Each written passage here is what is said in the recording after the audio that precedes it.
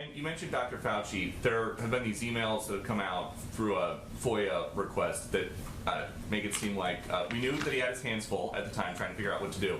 But it seems like there were times that he was saying one thing in email and then coming to this microphone and saying something else. If that is the case, and if that affected the U.S. policy posture at the time, should he be held accountable? Well, I've talked a little bit about Dr. Fauci, and Dr. Fauci has been out doing several interviews himself and answering questions on these emails and questions that you all may have.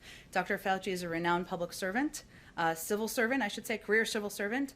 He's overseen management of multiple global health crises, and the attacks and attacks launched on him are certainly something we wouldn't stand by. I understand there's interest in the emails. He's answered a lot of questions on the emails. I don't think I'm going to have much more to add on them from here. Do you think the attacks are political against Dr. Fauci?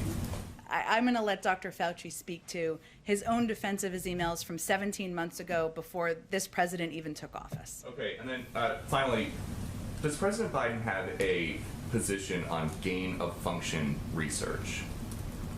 Well, we have not, as Dr. Fauci has actually said repeatedly, we've never approved any funding for gain of function research in Wuhan. I know that's, I think, why you're asking the question.